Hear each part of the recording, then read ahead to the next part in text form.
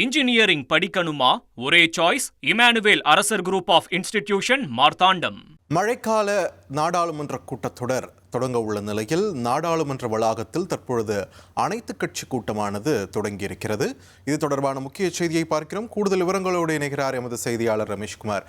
ரமேஷ்குமார் வணக்கம். இந்த மழைக்கால கூட்டத்தொடர் வரைக்கும் நம்ம என்ன எதிர்பார்க்கலாம்? இந்த அனைத்து கட்சி கூட்டம் அப்படின்ற விஷயத்துல என்ன நடக்கும்? அங்க விரிவான தகவல்களை பதிவு பண்ணுங்க.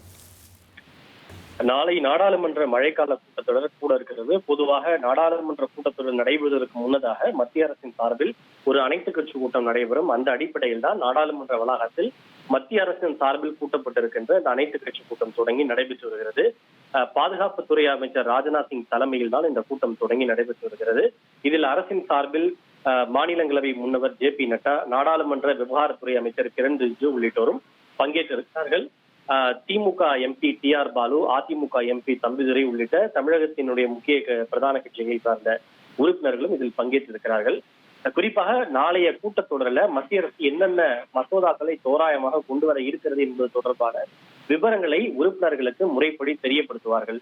ஏற்கனவே ஒரு தோராய பட்டியலை மத்திய அரசு வெளியிட்டிருக்கிறார்கள். அதாவது 5 முக்கிய மசோதாக்களை கொண்டு வர இருப்பதாக குறிப்பிட்டிருக்கிறார்கள். அதாவது இன்கம் டாக்ஸ் அமெண்ட்மெண்ட் ஆக்ட், அதே போல பிறப்பு இறப்பு பதிவுகள் சட்டம், உச்சநீதிமன்ற நீதிபதியின் எண்ணிக்கை 34 38 அதிகரிக்க வகை செய்கின்ற சட்ட திருத்த மசோதா, அதே போல வந்தே மாதரம் பாடலை அவமதித்தால் அதனை தண்டனைக்குரிய குற்றமாக வகை செய்கின்ற தேசிய கௌரவம் திருத்த மசோதா உள்ளிட்ட 5 மசோதாக்களை கொண்டு வர இருப்பதாக மத்திய அரசு தெரிவித்திருக்கிறார்கள். இது தவிர வேறு ஏதேனும் முக்கிய மசோதாக்களை மத்திய அரசு கொண்டு வர இருக்கிறார்களா என்பது தொடர்பான விவரங்களை அனைத்து கட்சி உறுப்பினர்களும் தெரிவிப்பார்கள்.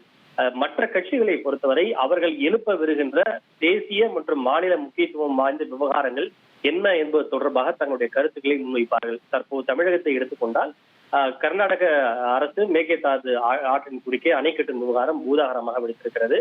அது குறித்து நாடாளுமன்றத்தினுடைய வழக்கமான அலுவலை ஒத்திவைத்துவிட்டு விவாதம் நடத்த வேண்டும் என திமுக, அதிமுக உள்ளிட்ட கட்சிகளுடைய உறுப்பினர்கள் கோரிக்கை விடுக்க இருக்கிறார்கள்.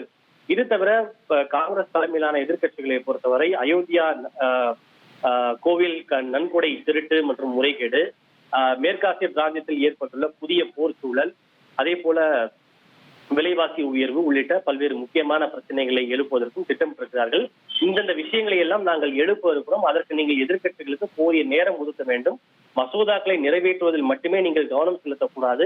எதிர்கட்சிகள் பேசுவதற்கும் உரிய பிரச்சனைகளை எழுப்புவதற்கும் நீங்கள் நேரம் ஒதுக்க வேண்டும் என்ற கோரிக்கையை காங்கிரஸ் தலைமையிலான எதிர்கட்சிகள் முன்வைக்க இருக்கிறார்கள்.